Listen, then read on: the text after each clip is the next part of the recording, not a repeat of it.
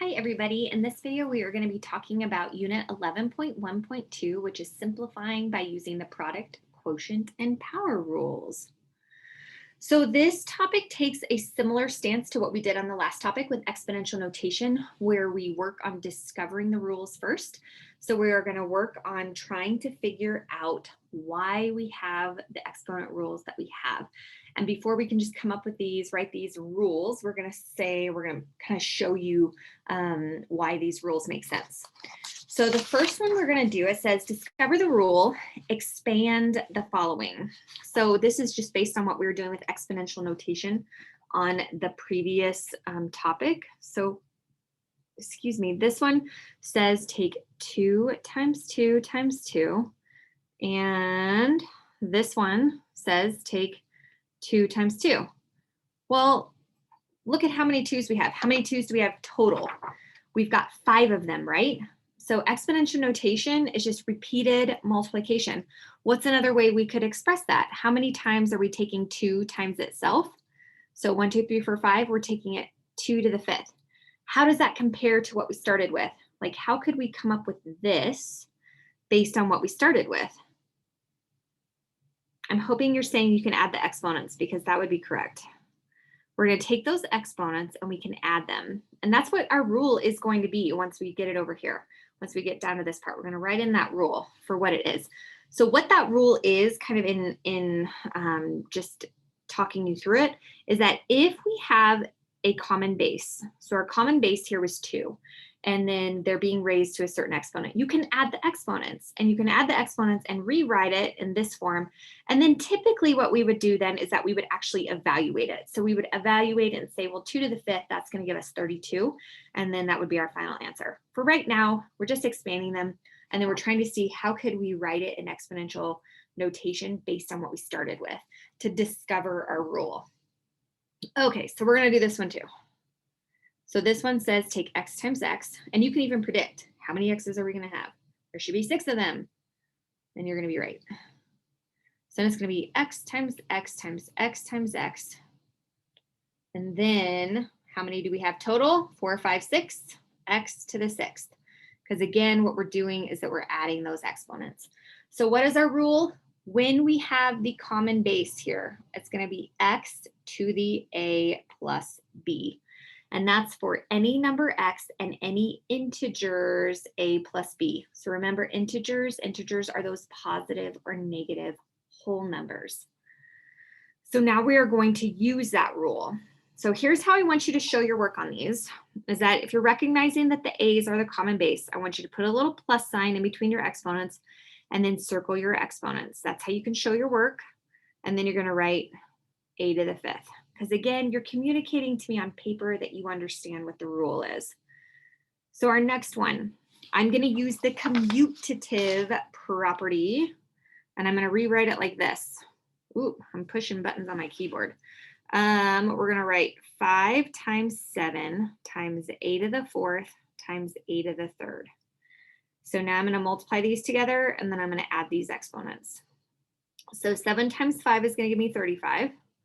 And then it's going to be a to the 7th. And that is my final answer. All right, let's try this one. So again, I'm going to use the commutative property. I'm going to put the numbers, our constants, on the left side. I'm going to move the variables to the right-hand side. So I'm going to do 5 times 5 to the 3rd times a to the negative 3rd times a to the 6th. So now take your exponents and add them. What is my exponent on this first 5? Is it a 1? Is it a 0? What do you guys think? So if it's just a 5. So I'm hoping you're not saying 0, because if it was 5 to the 0, what would that actually equal? 5 to the 0 would equal 1. So it's not going to be 0, which means it has to be 1. So how many 5s do I have? I've got 4 of them. 5 to the 4th times, add your exponents here too. It's going to be a to the 3rd. And let's take it in our calculator. It's 25 times 25, which does that result in 625? I can't find my answer. So 5. I don't know where my exponent key is. to the 4th equals, yes, 625. All right. So here again, take your numbers, multiply them together, take your variables, we're going to multiply them together, but we're going to add our exponents. And so we're going to get negative 12, because negative 4 times 3 is negative 12, times a to the 6th. And that's your final answer for that one. All right, so now let's discover the next rule. So look at how, I'm hoping you're seeing how this is different. So how is this different compared to what we started with up here? How is it different? How is it the same? Right now, what this looks like is that we have a quantity raised to a power, and then the power is outside the parentheses. Versus here, the quantity is just being raised to the power, and it's only like there's no exponent outside the parentheses, right? So kind of be paying attention to how they look, so that you know how, like, which rule to use. All right, so if we're expanding this is saying we have 4 5 squareds. So we would have 5 squared times 5 squared times 5 squared times 5 squared. Well, guess what? Now we're going back up to what we were doing up here in this set and looking at that rule. And so now we're saying, okay, well, how many 5s do I have? I have 2, 4, 6, 8. 2, 4, 6, 8. So it's going to be 5 to the 8th. Well, how does 5 to the 8th compare to what we started with? And I'm hoping you're saying we could just 2 times 4 is 8. And that's true. 2 times 4 is 8. So let's find out if that would be the case over here. So here, this is saying a to the 3rd times a to the 3rd. Okay, now let's use the rule that we used up above, our product rule for exponents, and 3 plus 3 gives me 6. Is that rule still true? 3 times 2 gives me 6. Yes. And so that does end up being the rule. So here's our power rule. So these are the types of things you might want to highlight in your notes, because you've got your product rule and then your power rule, and then we're going to do your quotient rule down here. So here's your power rule. It says if you have any positive number x and any integers a and b, you're going to end up getting x to the a times b. So let's use that rule. So on this one, we are going to multiply those two. So we're going to have 6c to the 8th, and that's your answer. On this one, let's do this first. So I'm going to have a negative a out front times a to the 8th. Now I have some students tell me this is either a to the 7th or it's negative a to the 9th. So what do you think it is? Do you think it's a to the 7th or negative a to the 9th? Which one? Think about your exponents. Think about if we could peel off that negative. If we peel off that negative, what is that negative? That negative should look like a 1. So negative 1 times a to the 8th. Now do you know which one it is? It should be negative a to the 9th, because this is a 1, right? So we're adding them, and that's what you're getting for your final answer. Negative a to the 9th. All right, let's check this one. So we're going to do a squared times, let's multiply these, a to the 15th.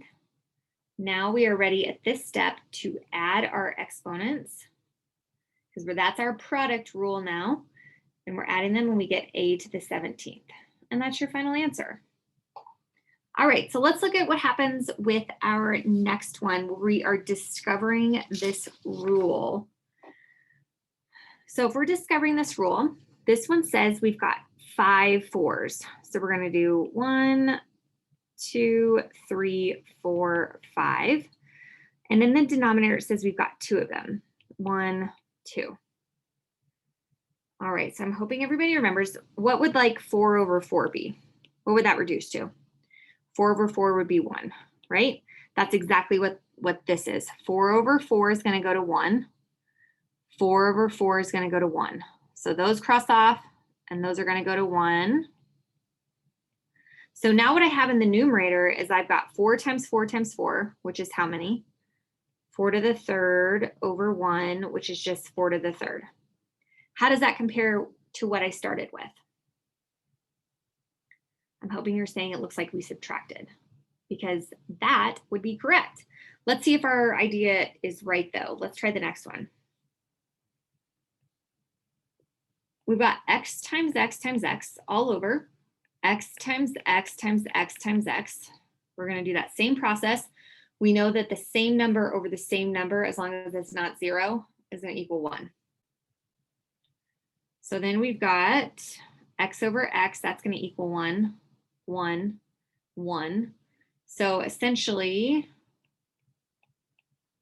so it's like 1 over 1, right? So 1 times 1 times 1 is going to give me 1. 1 times 1 times 1, so 1 times 1 times 1 times x is going to give me x. So how does that, again, compare to what we started with? And if you took these away, if you subtracted 3, you would get exactly what we got. You would get 1 over x. So that is exactly the rule. So we would typically get, so one of the rules is you can get x to the a minus b. And that, we follow this one typically. It doesn't have to be that way, but typically when a is greater than b. So just like what happened here.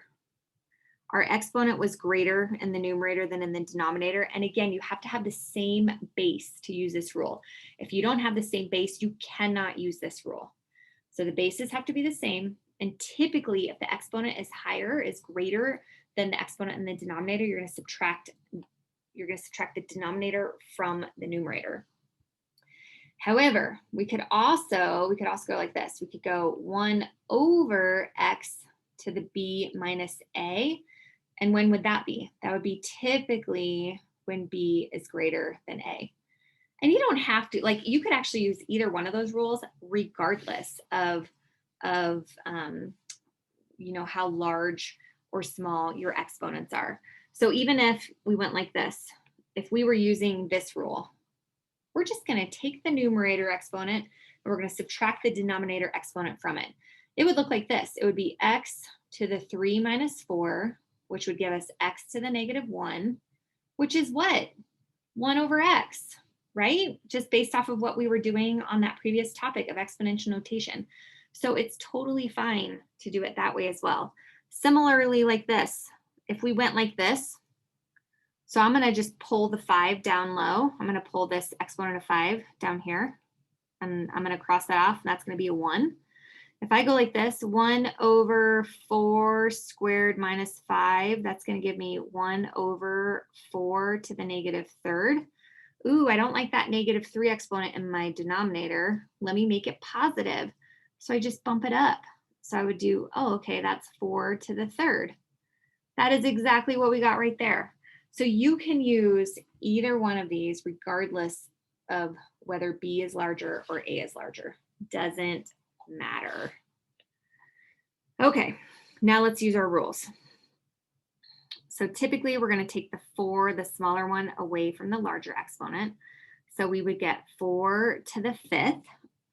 And once we evaluate that, that should be 1,024. You should check me in your calculator. All right, this next one, number 2. What I want you to look at first is I want you to look at 12 over 2. How would that reduce? What is 12 over 2 to reduce to? And I'm hoping you would say that would be 6 over 1, because that would be correct. So that would be 6, that would be 1. All right, if we are taking the smaller exponent from the larger one, and again, you're checking to make sure the bases are the same, we're going to take that 5 away, and we're going to subtract it down here. And then what we are left with, what's left in the numerator? Just a 6. What's left in the denominator? We have 1 times x to the 6th. Well, 1 times x to the 6th is just x to the 6th. So you can leave it like that. Or let's try it this way.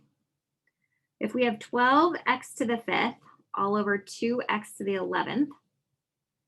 Okay, so again, we get 6. This is going to be 6. I'm just going to bring that up. I'm just bringing everything to the numerator. So then that would be 6x to the negative 6th. So you need to be prepared because in Ed Ready, it's going to ask you for both of them. It's going to ask you for this answer and for that one. And you need to be able to know that this down here is equivalent to this answer. So being able to recognize them both. So if you have questions on that, please, please, please reach out to me so I can address your questions. All right, so let's look at just 28 over 8, and I know that's a -8, but let's look at those two. Is what can we take out? So it looks to me like we can take out a 2, maybe a 4. Let's try it. So if we take out a 4, that's going to give me a 7. If I take out a 4, I'm going to get a -2. And then again, if we're following the rule of bring the smaller one down to the larger one, I'll do that. And then I'm going to take the 4 away from there. So what's left in my numerator?